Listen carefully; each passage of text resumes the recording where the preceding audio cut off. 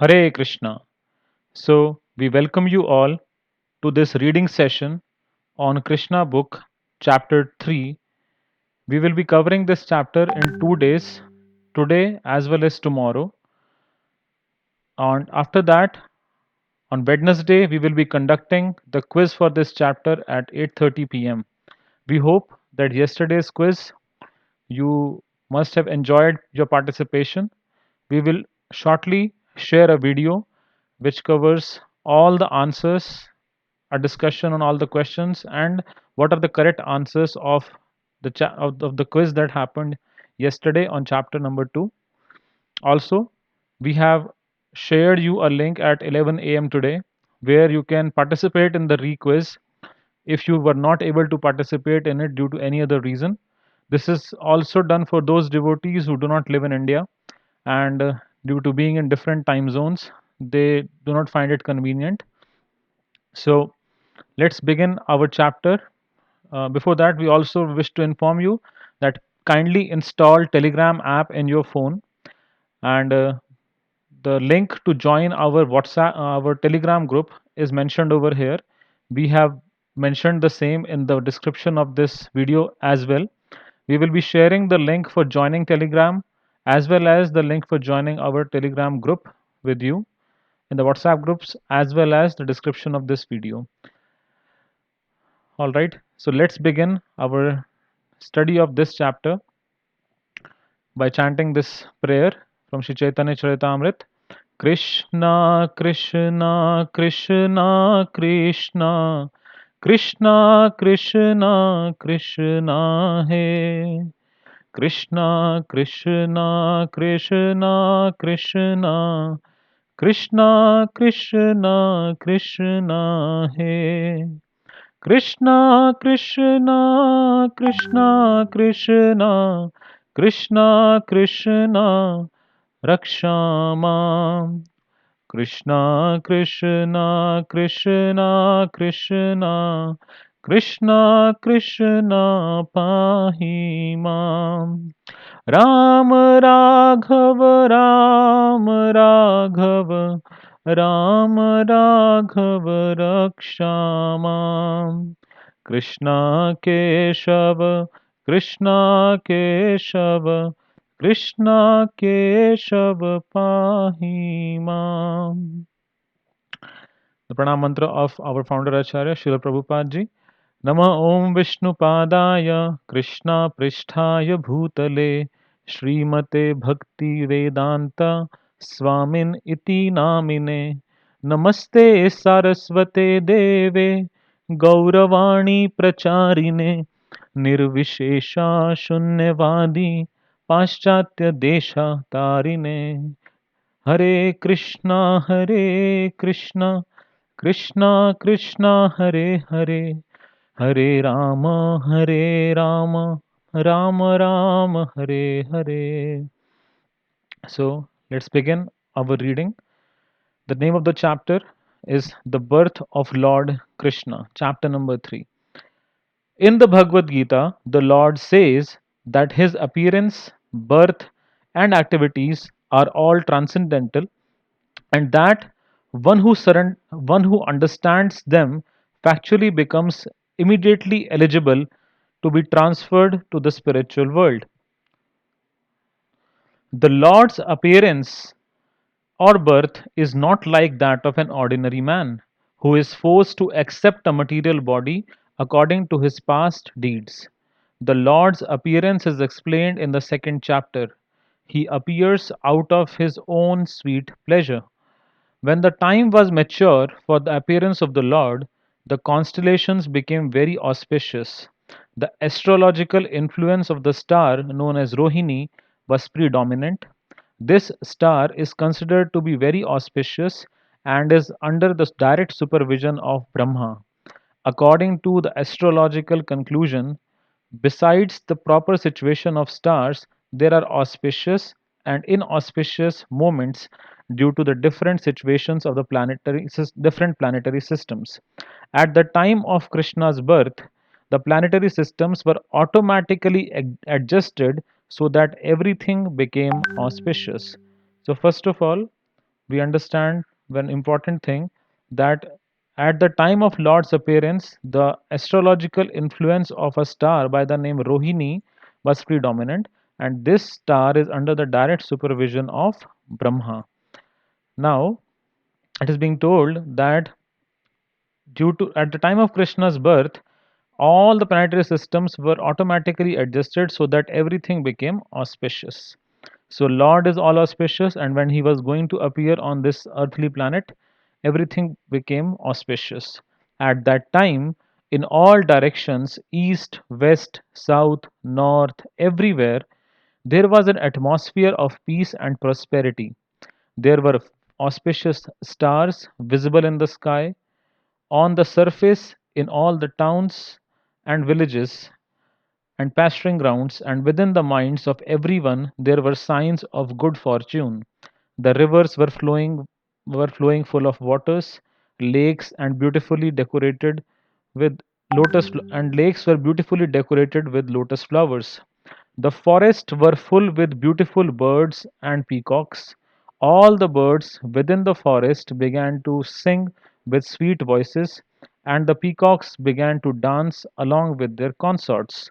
The wind blew very pleasantly, carrying the aroma of different flowers, and the sensation of bodily touch was very pleasing. At home, the Brahmanas, who were accustomed to offering sacrifices in the fire, found their homes very pleasant for offerings. Due to disturbances created by the demoniac kings, the sacrificial fire had been almost stopped in the houses of Brahmanas, but now they could find the opportunity to start the fire peacefully. Being forbidden to offer sacrifices, the Brahmanas had been very much distressed in mind, intelligence, and activities. But just on the point of Krishna's appearance, automatically their minds became full of joy because they could hear transcendental vibrations in the sky proclaiming the appearance of the Supreme Personality of Godhead. So we see here that multiple signs of auspiciousness have been told by Srila Prabhupada ji, that everywhere there were signs of good fortune, even not even in the human community, but even in the animal community, the forest, everywhere the wind was blowing so pleasantly that it was a complete uh, atmosphere of auspiciousness. Now, even the Brahmanas, due to the demoniac kings, their uh, yagyas or sacrificial fire was almost stopped. But at the time when Lord was appearing, the sacrificial fire was easily burning, and it was completely an atmosphere of auspiciousness. And not only here, but they could even hear transcendental vibrations in the sky. The denizens of Gandharva and Kinnar planets began to sing, and the denizens of Siddhaloka and planets of the Charanas began to offer prayers in the service of the personality of Godhead. In the heavenly planets, the angels and their wives, along with the Vidyadhars and their wives, began to dance. So, not only in the earthly planet, but even in the higher planetary systems, like it is mentioned about Gandharva Lok or Kinnar Lok or Siddha Lok or Charanas or Vidyadhars, they were so happy because of the appearance of the Supreme Lord that they started to dance. The great sages and demigods, being pleased, began to shower flowers. At the seashore, there was the sound of mild waves, and above the sea, there were clouds in the sky, which began to thunder very pleasingly. When things were adjusted like this, Lord Vishnu, who is residing within the heart of every living entity, appeared in the darkness of night as the Supreme Personality of Godhead before Devaki, who appeared as one of the demigoddesses.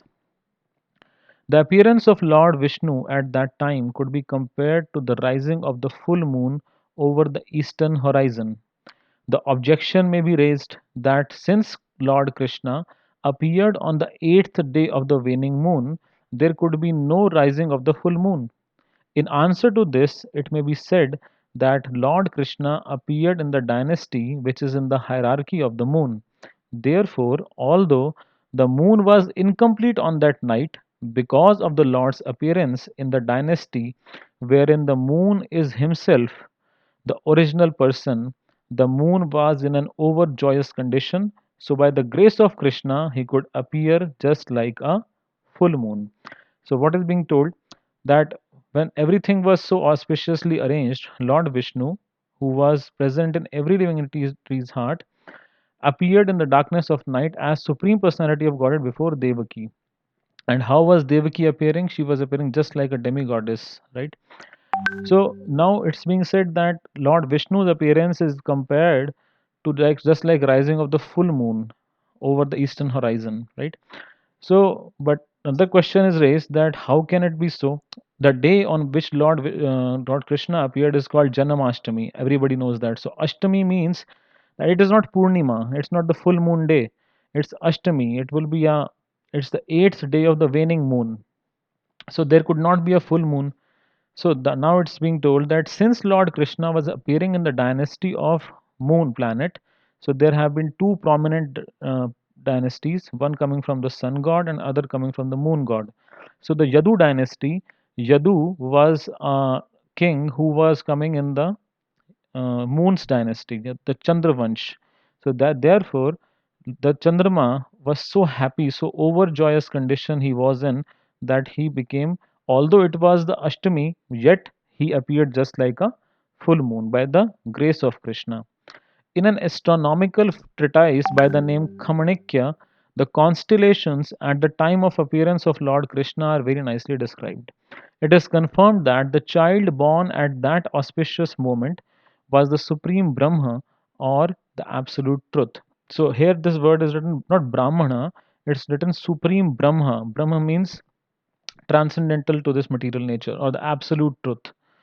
So, like we say in Hindi and Sanskrit, Brahma Satya Jagat Mithya. The Mayavadis, they generally say this words that Brahma Satya Jagan Mithya, that this word is false.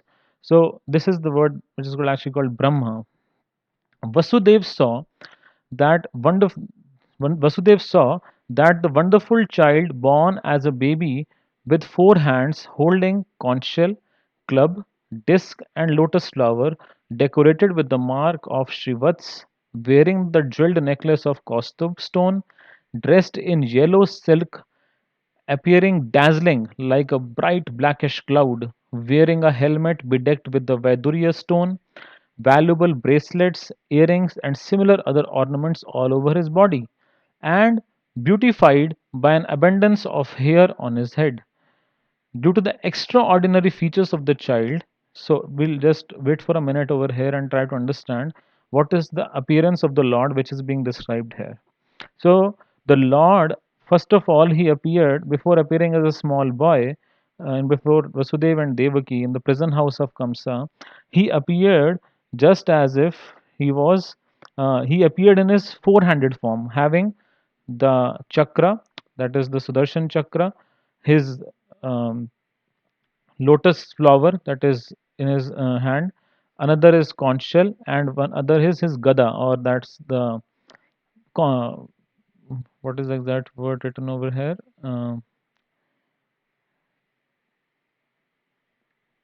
Conch shell club. Yeah, club is the exact word. Gada or club. So now another thing which is being told over here is the features of the body of the Lord. So if we see over here, I have shown you different aspects which have been told over here. So the helmet or the mukut that the Lord wears is bedecked with, or it has the Vaidurya stone, or this, which we call a precious stone by the name Vaidurya. Then on the necklace that he wears is made up, has the necklace of Kaustubh jewel, Kaustubh money, we rather call it in Sanskrit. Then on his chest, now in his chest area, he has the symbol of Srivatsa, and he wears is the Vaijanti Mala. What is the kind of clothes he is wearing? So that is yellow silken clothes. And what is the appearance or the color of his body?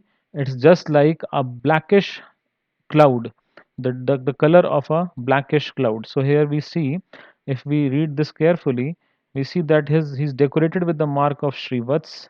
Then he is wearing the jewel necklace of Kaustubh stone. His dress is yellow silk, and he is appearing just like a bright blackish cloud. That is Sham Sundar, and wearing a helmet which has a Vaidurya stone.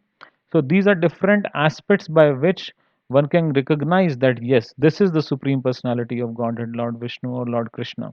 In his four-handed form, he had these four items in his hand. So uh, now we move ahead. Due to the extraordinary features of the child, Vasudev was struck with wonder. How could a newly born child be so decorated? Vasudev could therefore understand that Lord Krishna had now appeared, and he became overpowered by the occasion. Vasudev very humbly wondered that although he was an ordinary living entity conditioned by material nature and was externally imprisoned by Kamsa, the all pervading personality of Godhead Vishnu or Krishna was appearing as a child in his home exactly in his original position. No earthly child is born with four hands, decorated with ornaments and nice clothing, fully equipped with the signs of the Supreme Personality of Godhead. Over and over again, Vasudev glanced at his child and he considered how to celebrate this auspicious moment. Generally, when a male child is born, he thought, people observe the occasion with jubilant celebrations. And in my home, although I am imprisoned, the Supreme Personality of Godhead has taken birth. How many millions and millions of times should I be prepared to observe this auspicious ceremony? When Vasudev, who is also called Anak Dudundubhi, so this is another name for Vasudev, Anak Dundubhi, was looking, I just highlighted so that you can remember it, was looking at his newborn baby, he was so happy that he wanted to give many thousands of cows in charity to the Brahmanas. According to the Vedic system, whenever there is an auspicious ceremony in the Kshatriya king's palace, out of joy, the king gives many things in charity. Cows decorated with golden ornaments are delivered to the Brahmanas and sages. Vasudev wanted to perform a charitable ceremony to celebrate Krishna's appearance, but because he was shackled within the walls of Kamsa's prison, this was not possible. Instead, within his mind, he gave thousands of cows to the Brahmanas. So now it is being told that Vasudev, because he was imprisoned in Kamsa's prison, he had no other option. He was so happy to get the Supreme Personality of Godhead as his own child, but he was unable to celebrate it. And it's a custom that when a male child is born, lot of uh, what to say dan is given to the Brahmanas on such an occasion. But since Vasudev had nothing, so he did the same thing in his mind. He gave thousands of cows to the Brahmanas, but were within his mind. When Vasudev was convinced that the newborn child was the Supreme Personality of Godhead himself, he bowed down with folded hands and began to offer him prayers. At that time, Vasudev was in transcendental position. He became completely free from all the fears of Kamsa. The newborn baby was also flashing his effulgence within the room in which he appeared. Vasudev then began to offer his prayers. So when Lord has appeared before Vasudev, he completely became free from fear of Kansa and he now started praying to the Lord. So we see that whenever a devotee meets the Supreme Lord, he prays, he offers prayers to him. Right? So what does he pray? My dear Lord, I can understand who you are. You are the Supreme Personality of Godhead, the super soul of all living entities, and the absolute truth. You have appeared in your eternal form, which is directly perceived by us in you have appeared in your eternal form, which is directly perceived by us. I understand that because I am afraid of Kamsa, you have appeared just to deliver me from that fear. You do not belong to this material world. You are the same person who brings about the cosmic manifestation simply by glancing over material nature. So we'll gradually explain you all these facts as we progress.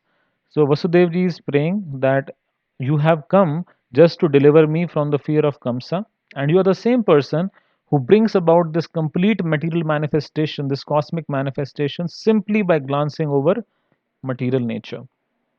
One may argue that the Supreme Personality of Godhead, who creates the whole cosmic manifestation simply by his glance, cannot come within the womb of Devaki, the wife of Vasudev. If God is so great that by virtue of his power, so many planets, so many universes are being created, then how can such a person enter into the womb of Devaki?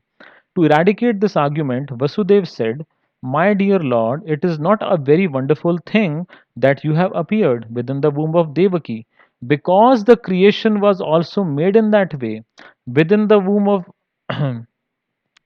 Okay, Vasudev is now trying to explain that how it is not possible, how this is not something which is something to be surprised of. What he is saying? You were lying in the causal ocean as Mahavishnu, and by your breathing process, innumerable universes came into existence. Then you entered into each of the universes as Garbhodakshai Vishnu. Then again you expanded yourself as Shirodakshai Vishnu and entered into the hearts of all living entities and within the atoms. Therefore, your entrance into the womb of Devaki is understandable in the same way. You appear to have entered, but you are simultaneously all pervading. So, now let's try to understand what Vasudevji is praying over here. So, yesterday in the previous chapter, we had explained you that this is our Vedic cosmos, and if we see closely, this is above this is the spiritual planets, here is Brahma Jyoti, and here this is the material manifestation, right? So if you see over here, there is one form of Lord Vishnu which is residing, and this is called Karan Ocean, or it is also called the causal ocean. So the personality of Godhead, who is actually responsible for material creation, he is Lord Mahavishnu or Karanodakshai Vishnu. So if we see over here, from the body of Karanodakshai Vishnu, the pores of the body, different what to say, Brahmand or the universes are coming out, right? And where is he lying himself? This is the Karan ocean. So he is lying in the Karan ocean. That is why he is called Karanodak Kshai Vishnu. Now, the same Lord expands himself and enters into every universe. So, if you see, if this is our universe, then there is this is the Garbhodakshai Vishnu. So, Karanodakshai Vishnu, then in every universe he expands and he enters as Garbhodakshai Vishnu. So, let's understand who is Garbhodakshai Vishnu. So, Garbhodakshai Vishnu is the Supreme Personality of Godhead from whom Brahmaji appears. So, if you see from the navel of this, of the personality of Godhead, Garbhodakshai Vishnu, Brahmaji is appearing. And this ocean on which he is residing or he is lying down, this is called Garbhodak ocean or Garbhodak Sagar. So, the one who resides, one who lies down on the Garbhodak ocean is called Garbhodakshai Vishnu. Then if we see over here, if this is Bhuloka, so all the planetary system, the 14 planetary systems are existing in this this umbilical cord or this nal, which we say in Sanskrit, and here above it is Lord Brahma, who resides in Satyaloka. So we have discussed already in this the previous chapter. So we have also heard that Hiranyaksha, what did he do was that he, by his power, he threw. We had read in the previous chapter that Lord had taken the form of a boar or of a Varahadev.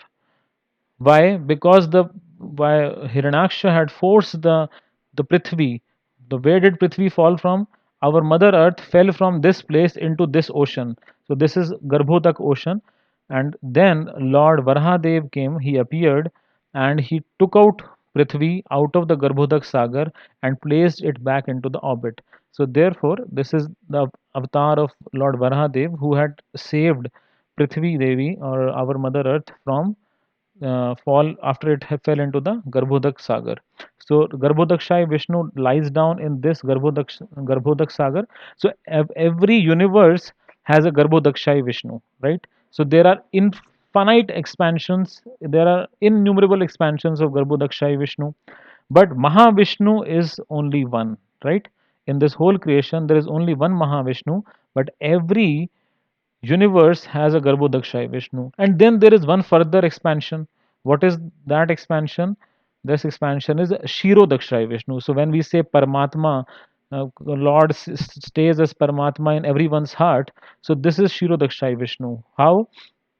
We have heard that the Lord Vishnu, the form to whom Lord Brahma and all the demigods prayed, this is which Sagar? This is Shir Sagar, and this place is Shvetadeep. So Lord Brahma is praying to Lord Shirodakshai Vishnu, and if you see over here, this cow is actually Bhumi Devi, who had taken the shape of a cow.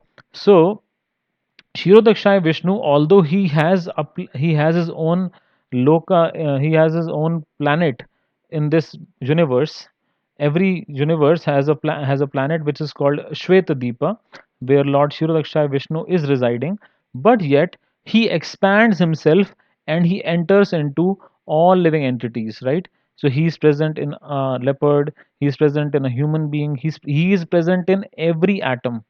So this is what Vasudev ji is praying, that my dear Lord, it's not a very wonderful thing that you appeared within the womb of Devaki. You were lying in the causal ocean as Mahavishnu, and by your breathing process, innumerable universes came into existence. And then you entered into each of the universes as Garbhodakshay Vishnu. Then again you expanded yourself as Shirodakshay Vishnu and entered into the hearts of all living entities. And we had discussed this example that the Lord is sitting just like the Katha Upanishad explains that there are two birds, one is eating the fruit and one is not. So now we also understand that not only you have expanded yourself as Shirodakshaya Vishnu and entered into the hearts of all living entities, and even within the atoms, right? So he is present even in the Anu. Therefore, your entrance into the womb of Devaki is understandable in the same way. You appear to have entered, but you are simultaneously all pervading. We can understand your entrance and non entrance from material examples. The total material energy remains intact even after being divided into 16 elements. The material body is nothing but a combination of the five gross elements, namely earth, water, fire, air, and ether. Whenever there is a material body, it appears that such elements are newly created. But actually, the elements are always existing outside of the body. Similarly, although you have appeared as a child in the womb of Devaki, you are also existing outside. You are always in your abode, but still you can simultaneously expand yourself into millions of forms. So, Srila Prabhupada ji is explaining a very nice example that if we see a body, a material body, like our body, if we see, it is made up of five elements. What are they? Earth, water, fire, air, ether. So if a body grows, it seems that it is the five gross elements are being newly created. But the reality is that all these elements are, the whole creation is made up of these elements. So these elements are present everywhere. But the thing is that although it may seem that a material body is growing and these elements, five gross elements, are being newly created, but these elements are anyhow existing outside also. Therefore, so it may seem that the Lord is appearing somewhere, or he's present somewhere, but also he is existing outside everywhere. So he has expanded himself into millions of forms. So how this expansion process takes place, what exactly the analogy is used, we'll discuss in a later part. So let's read ahead. One has to understand your appearance with great intelligence because the material energy is also emanating from you. You are the original source of the material energy, just as the sun is the source of sunshine. The sunshine cannot cover the sun globe, nor can the material energy, being an emanation from you, cover you. You appear to be in the three modes of material energy. But actually, the three modes of material energy cannot cover you. This is understood by the highly intellectual philosophers. In other words, although you appear to be within the material energy, you are never conquered, you are never covered by it. We hear from the Vedic version that the Supreme Brahma exhibits his effulgence and therefore everything becomes illuminated. We can understand from Brahma Samhita that Brahma Jyoti or the Brahma effulgence emanates from the body of the Supreme Lord. And from the Brahma effulgence, all creation takes place. It is also stated in the Bhagavad Gita that the Lord is the support of Brahm effulgence. Therefore, originally, He is the root cause of everything. But persons who are less intelligent think that when the Supreme Personality of Godhead comes within the material world, He accepts the material qualities. So, what Srila Prabhupada ji is explaining over here, one fundamental thing we have to understand that when the Lord appears in this material world, it is not that he is bound by the laws of material world or the modes of nature. The material energy cannot cover him. Just like sunshine cannot cover the sun, right? Similarly, if you see the sunshine, it is coming from the sun. It cannot cover the sun, right? Similarly, the if the Supreme Lord appears in this material world, is Srila Prabhupada gives a very wonderful example over here is that if the president of a country, let's suppose the president of India, comes and visits a jail, suppose Tihar jail, what happens is he comes to inspect, to check what's happening over here. Are these prison inmates doing good? What what kind of food do they eat? What kind of schedule do they follow? He's checking that everything is going fine or not. That does not mean that he will have to uh, follow the same rules and regulations what those prison inmates are following.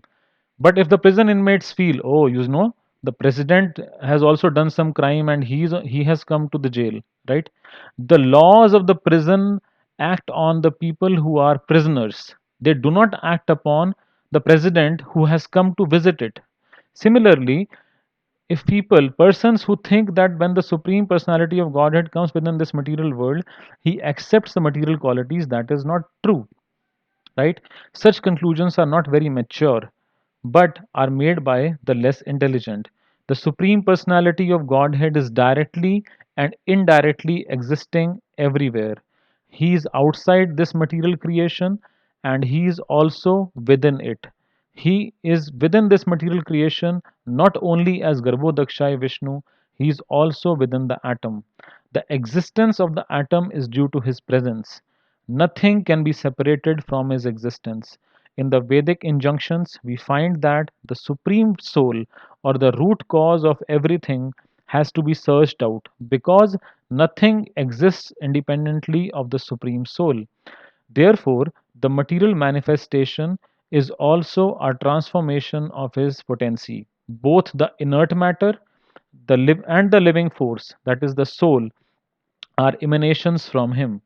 Only the foolish conclude that the Supreme Lord appears, that when the Supreme Lord appears, he accepts the conditions of matter. Even if he appears to have accepted a material body, he is still not subjected to any material condition. So, although some people may feel that, oh, Krishna was just a little better human being, that he had some superpowers, like just a superhero, Batman, Spider Man, we know. So, it is just like that he has some better powers, nothing big. He was a Mahapurusha, a great man. No, he was not a great man. He is the supreme personality of Godhead. He is not subjected to any material condition. He may seem to have a human like form, but that does not mean that he is under the laws of material nature. Krishna has therefore appeared and defeated all imperfect conclusions about the appearance and disappearance of the Supreme Personality of Godhead. So, this is why Krishna appears, so that all speculations, all imperfect conclusions about his appearance and disappearance can be defeated. So, we will stop here. This is where we are stopping today, and we will continue our discussion tomorrow. So, if you have some doubts, we will discuss them uh, we will check in the comments of this video. We have already communicated that day after tomorrow, that's Wednesday, we'll be conducting the quiz for this chapter. So thank you very much. And we have also created few groups which are called the spiritual events info groups. So if you have not joined them till now, you may join them. We have shared the links for joining Telegram as well as joining our Telegram group in this video. So thank you very much. Hare Krishna. We thank you very much.